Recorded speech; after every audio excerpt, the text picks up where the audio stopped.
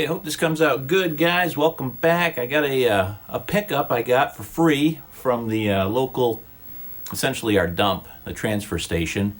There was a Dell Dimension 8300 there.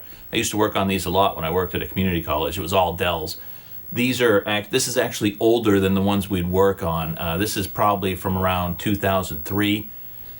I was working there actually during 2009 and on. So these are older. This is a Pentium 4. It's got a XP install on it.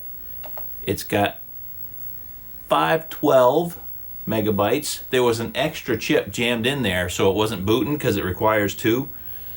And that's part of the problem. One of the drives doesn't work. So whoever had this had it for a long time. It looked like the last time they used it was probably about 15 years ago.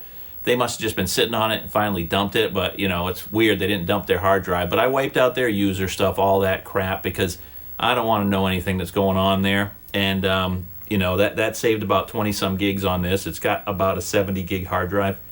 And I've installed a bunch of games on it. The neat thing is this is like my old computer I used to have in the 90s and early 2000s. It's got an S-video output. This one has a GeForce, I believe it's a GeForce 4 MX 44. No, it's just a 440, not a 4400. So it's a 440. It's got S-video output. What I'm curious on this is if I am going to be able to get this to output in, say, I gotta turn that volume up a bit. I got two monitors here. You see they're just cloning each other right now. That's just so you can see the quality of the output. It's 480i, but pretty clean. This reminds me of what I used to do when I had my old apartment. I'd have some friends come over and we'd play Worms Armageddon, and we would I mean at the time it was pretty expensive to get in the late 90s. It was pretty expensive to get a wireless keyboard, so I just got PS2 extenders and we just passed the keyboard and mouse around on the couch and we played Worms. It was pretty fun. I had like a coffee table there so we could just use it on that. So this thing again wasn't working. There was a few issues with it. I got it to boot. There's something that occasionally occurs where it says the battery power is low. It seems like a fault on a lot of these. Some claim it's depending upon if you're plugging directly into a wall outlet or if you're plugging into a surge protector or something like that, a power strip. It can cause glitches with that. So it pops up every once in a while, but at first the battery wasn't even working. I put in a new one and it wasn't saving any of the settings. And I updated the BIOS and it still wasn't, but I left it overnight, tried it the next day, and everything started catching. So really weird stuff. This is what can happen on these old Dells. They could have been very finicky. We had lots of trouble with them at the community college, but it's nice to have this. So I loaded it up with a lot of retro games from good old games. I have a whole hard drive that has lots of installers for XP still. Some of them still will install an XP, but less than there used to be because they really don't support it anymore. But I had a ton, and I installed a bunch of them just to show, one of them is Worms Armageddon, which, let's start it up just so you can see. This used to be a blast to pass around to everybody, and just, it's a perfect couch co-op game or online game, whatever you want to consider it. Now, I know the focus probably isn't great, but I'm just showing how it's mimicking. And, oh yeah, hold on, I got to get out of this because I forgot to turn up the volume. Like I said, I got two monitors. I got this TV, which is producing a nice little hum, and I've got the this monitor, so it's also producing hum. So it's got a lot of humming in the background.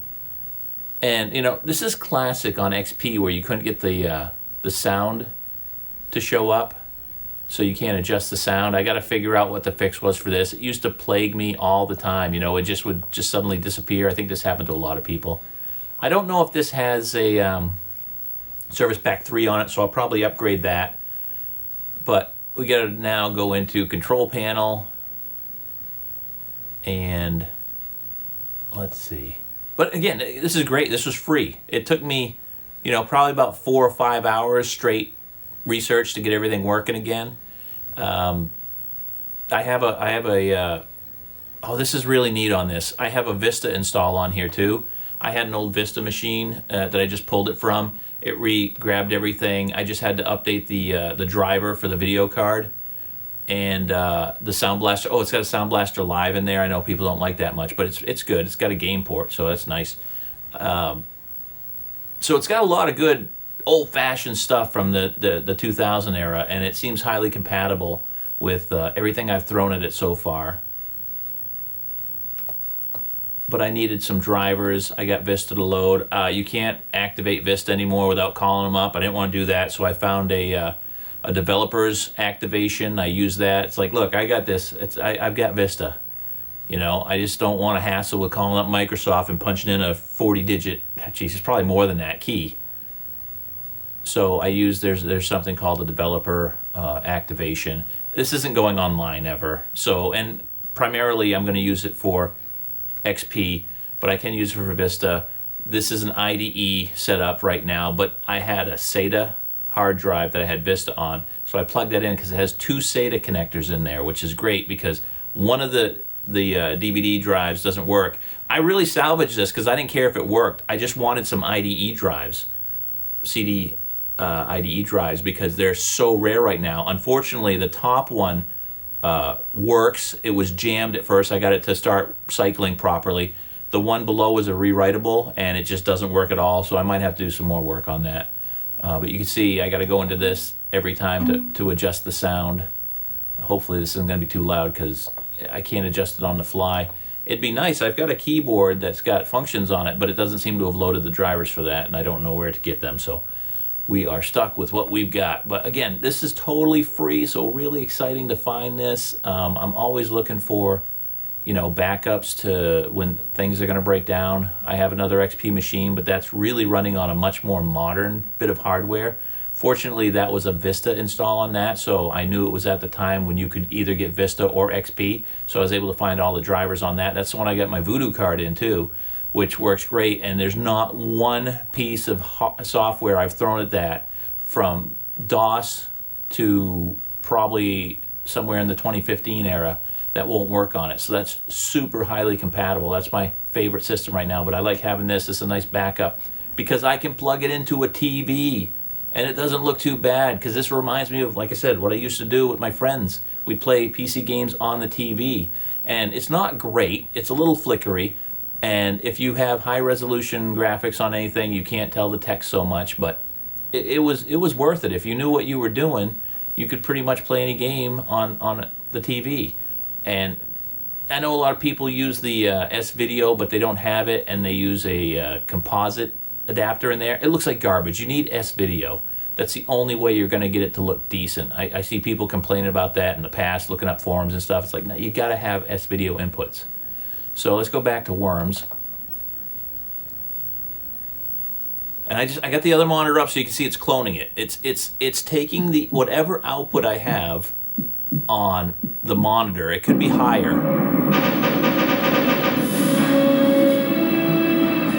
Well, that's a little too loud. So it's taken whatever resolution I have, which is 800 by 600 right now. I can go lower, I can go higher, and it's still going to output it to 480i.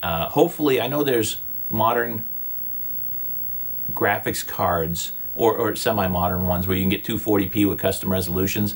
I got the question out there on Reddit, and I'm going to be doing further research to see if on XP with that GeForce 4 MX 440, if there's a possibility of converting this to a 240 output from the S-Video, because that would be really nice, because I've also planned on loading up a lot of emulators on this for all the games I have, and just, you know, dumping the ROMs I got onto this, and then this would be able to maybe go out in the garage and hook up to the TV I got out there, and it would be something where I could either play PC games or I could just load up consoles on it and play them through emulation with all the ROMs I actually own.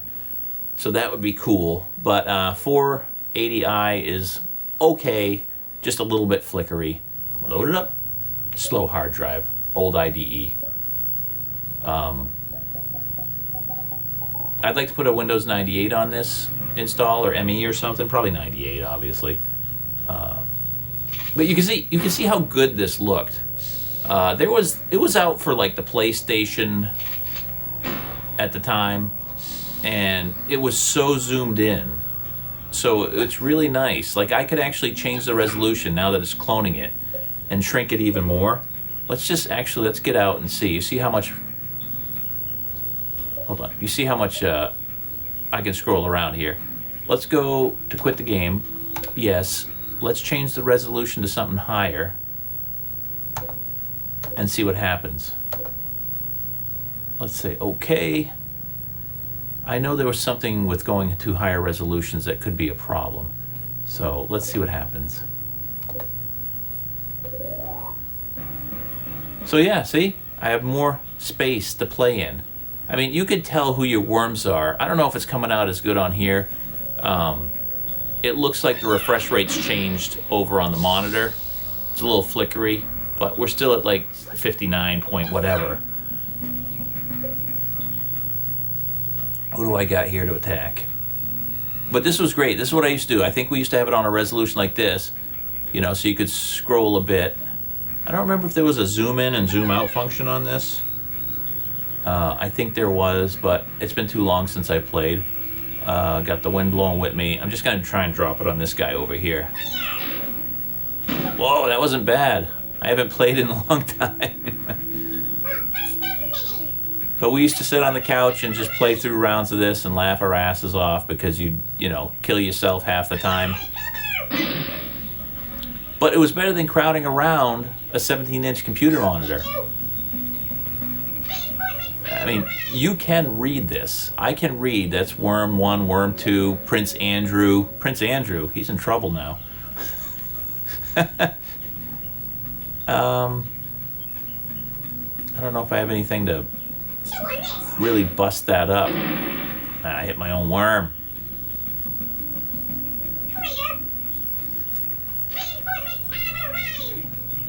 Okay, so let's get out of this. So you can see, I want to show you some other games, just to show you that sometimes things look really good on here, considering it's just over a TV. Quit that. Well, the other thing that this computer kind of does, it seems to bog down after a while, you know, famous XP stuff where it's on too long, next thing you know, it's slowing down, so some weird stuff occurs. Oh, let's check out, let's look at this, because I can actually take this, and this is pretty choppy, but I'm going to use it with the, you can't see that, it's a Wingman controller. Here, let's try. There we go, Wingman. It's dark in here. I got it dark so you can actually see the screens better.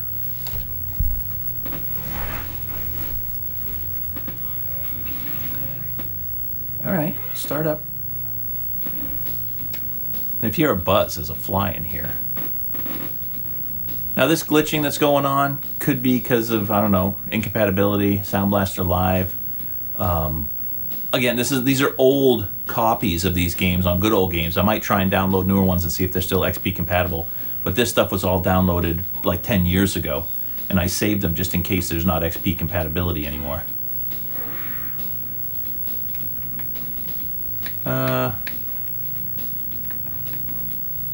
We'll just go with her.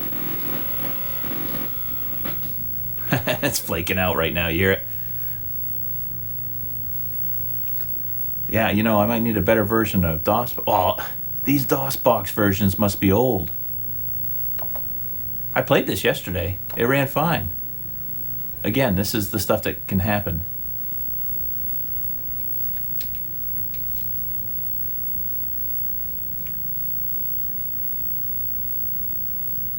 But again, a lot of games like this can still look pretty good on a CRT. If the CRT was actually smaller, it would look better. See, now it's starting up.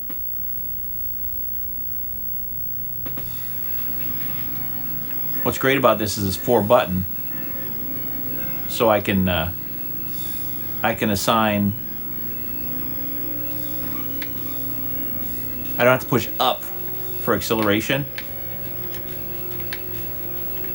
This reminds me a lot of Sega games, and that's something I haven't tried on this. I got Sega Rally. It doesn't play good on any of my systems,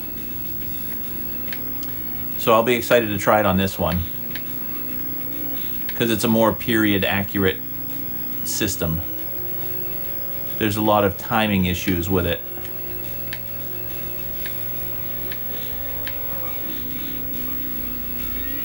Now, don't be confused. If this looks choppy, it's because it is choppy. This was a very choppy game. But it plays pretty nice once you get used to the controls on it.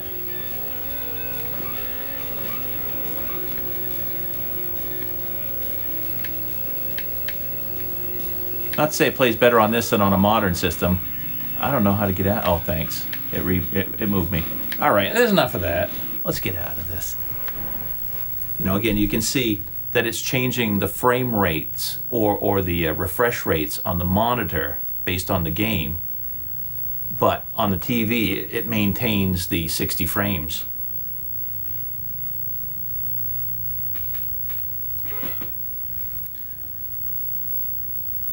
All right, so let's see. Here's really all the games I've installed so far. I got like about 40, 50 games in here. So let's try. There's a Pro Pinball one. Big Race. Why is Time Shock in there twice? Weird. Let's try Big Race. I haven't even tried this one on here yet.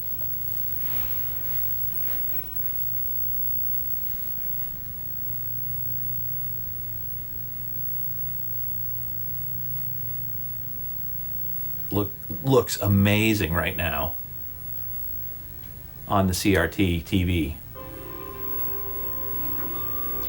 Let's go into configurations. Let's get the table view as wide as possible. Graphics. We'll go up to that. Let's see if it runs. I'll keep everything detail very high. Back to the main menu, test video mode, sure. Yeah, see, all it does is this takes a higher resolution and then just sends it through to 480i, which is kind of neat. Press space to reset the timer. Press yes to accept. Yes. All right, let's go to the simulation. These were really the best pinball simulations at the time. This is well before like Pinball Arcade and stuff. This is mid-90s high quality. Taxi. That's the bump. There we go. Well done. But you get a nice comparison. It looks really smooth on here.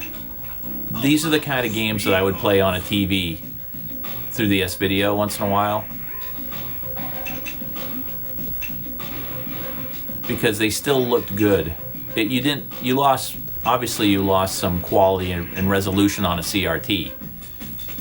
And I mean, going much above 800 by 600, or you're losing a lot, but it still looked good. Zero lag.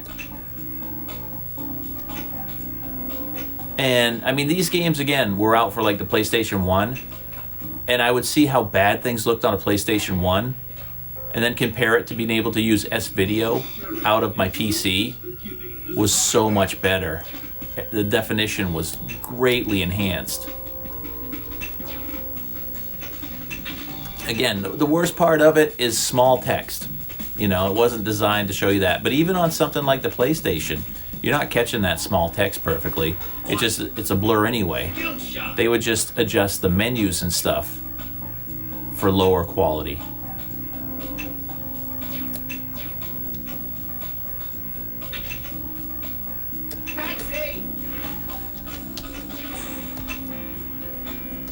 All right, there you go. Enough of that. You can see how good that looks. But see, I can read, even these graphics right here, I can not perfectly, but I can easily read what all those say. And it does help to go, even though you're outputting at 480i, it does help to go with a higher graphics being sent through and downscaled to that. I don't know if it's really downscaling what it's doing, it's just outputting it.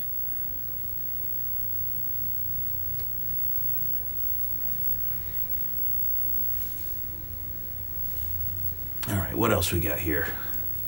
Oh, let's just look at this so you can have an idea of how good this looks. Let's do the same thing. 1024, OpenGL, full screen. Let's play Manhattan Project. Again, something I don't know. Did this come out on PlayStation 1? I can't remember.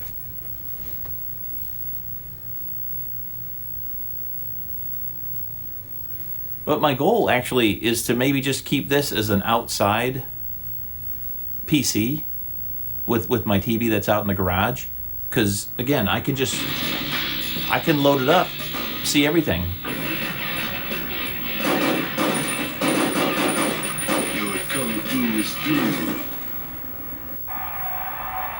See, I could read perfectly fine. A lot of these games from that era that didn't have tiny text, you could play perfectly.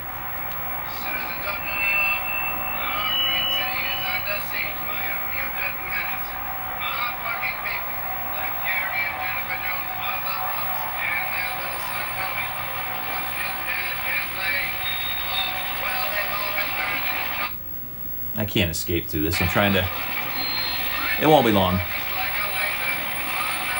Yeah, sitting here, you can see it clearly looks nicer on the computer monitor. But if you didn't know any better and you were playing this on a TV, you knew it looked better than... a lot better than a N64 or a PlayStation 1 at the time in the mid-90s. Or the late 90s. Before PlayStation 2 and GameCube came out, stuff like that.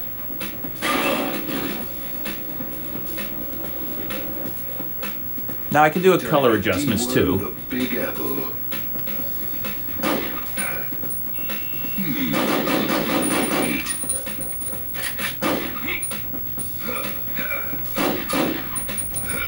No more left. There it is. There's the boot. The weird thing about this Wingman is it's got like an A, B, and an X, Y button, but the top two ones are just rapid fires. And then you have to use the triggers for the extra stuff. No more left.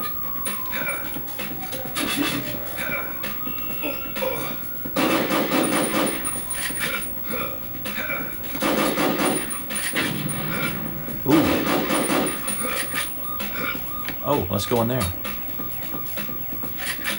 The Swing Commander is really horrible about pressing on the angles. It's like a really bad... But I got my Gravis hooked up to another system, so...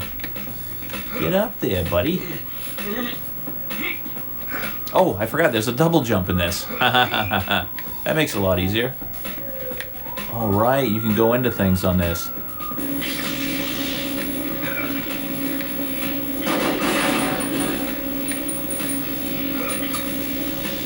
Ooh, getting shot.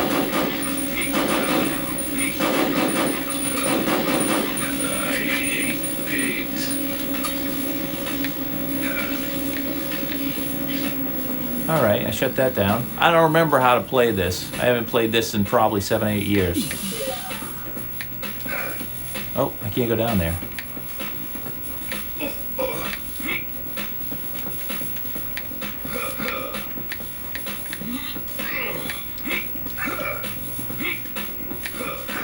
Alright, I'm out. That would have activated something. I don't know what yet, but we'll see.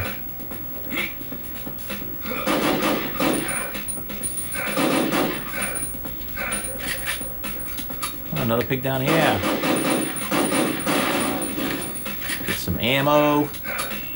Immediately this becomes fun again after like a few seconds. Can I press Z to throw a pipe bomb? Oh, yeah. Kaboom!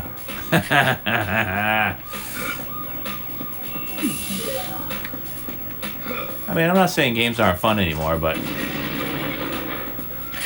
old games used to be real fun sometimes. You didn't have as high expectations either, so when you were having fun, you're just having fun, not being like, can't they make it better? Yeah, they could now, but they don't. Looks like I'm on candid camera. That's gonna leave a mark. All right, enough of this. Oh! Is there a boss coming up or something? I feel like I should... Oh, again, these angles this pushes at are horrible. Do I jump down? I do. Oh, you get to float. No, I want that. Give me that. Whatever.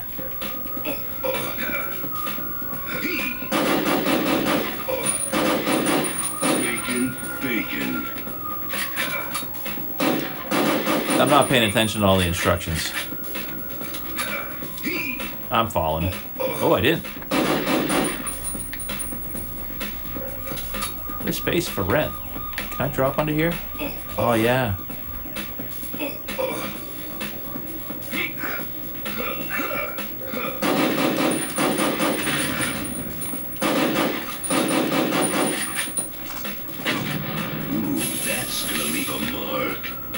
Someone's gonna pay for making me find I don't these have the friggin' key cards. I don't have a key card. I'm done.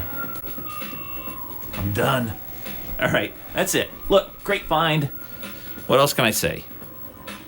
I'm out of memory on my card too. I got just a few gigs left. So before this crashes out, great find.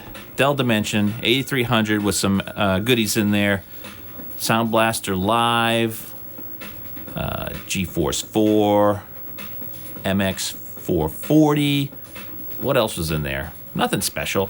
I guess that's about it.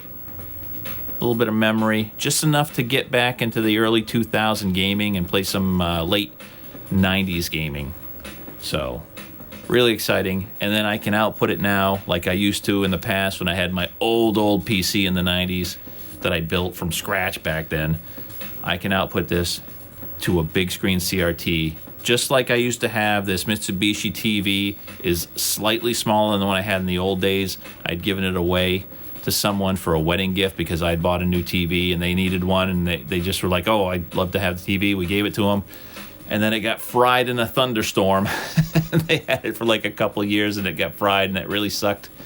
But I found this one. This is all this stuff, all these three things here you're seeing: the monitor, the Dell, this big TV, all free. These are things I find, you know, at our local dump, which is, it's a transfer station. Fortunately, the PCs, usually they're thrown in a metal scrap bin. Well, they're rebuilding the whole place. They're digging up stuff so they don't have everything. So this was just sitting out there. Normally these things would be in a big bin that you couldn't get to. Thank goodness this was just left there, because there's so many old PCs that are getting scrapped and they still work, obviously. So I was really happy to find this.